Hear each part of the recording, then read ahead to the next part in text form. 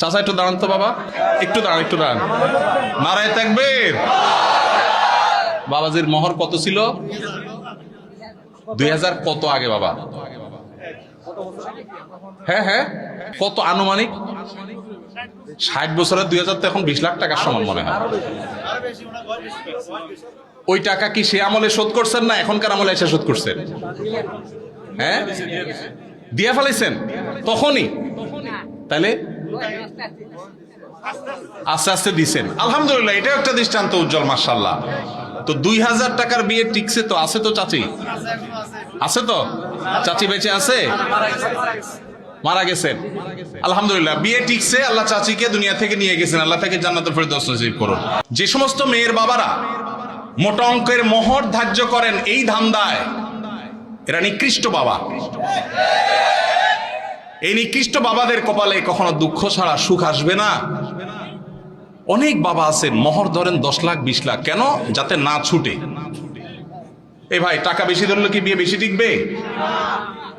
মুরব্বী যারা আছেন খবর নেন, অল্প স্বল্প মোহরের টাকা ছিল, কিন্তু বিয়ে মাশাআল্লাহ এখনো টিকে আছে। আর যুবক 10 লাখ 20 লাখ মোহরের টাকা ফুটুস ফুটুস করে ভাঙে। ঠিক না ভাই? ঠিক।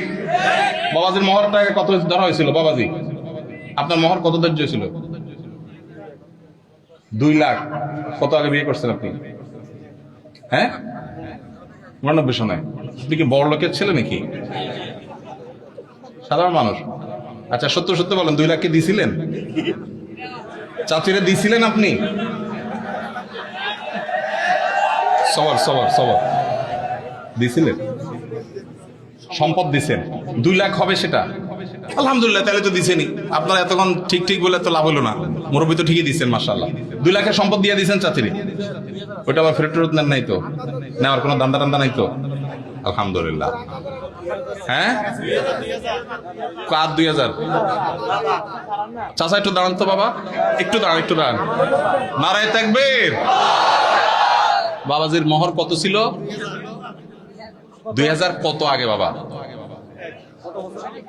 হ্যাঁ হ্যাঁ, কত আনুমানিক? 60 বছরের 2000 তো এখন 20 লাখ টাকার সমান মনে হয়। ওই টাকা কি সে আমলে শোধ করছেন না এখনকার আমলে এসে শোধ করছেন? হ্যাঁ, দিয়া ফেলাইছেন তখনই, তাহলে আস্তে আস্তে দিছেন। আলহামদুলিল্লাহ, এটাও একটা দৃষ্টান্ত উজ্জ্বল, মাশাআল্লাহ। তো 2000 টাকার বিয়ে টিকছে তো? আছে তো চাচি? আছে তো? চাচি বেঁচে আছে? মারা গেছেন? আলহামদুলিল্লাহ, বিয়ে টিকছে। আল্লাহ চাচিকে দুনিয়া থেকে নিয়ে গেছেন, আল্লাহ তাকে জান্নাতুল ফেরদৌস নসিব করুন।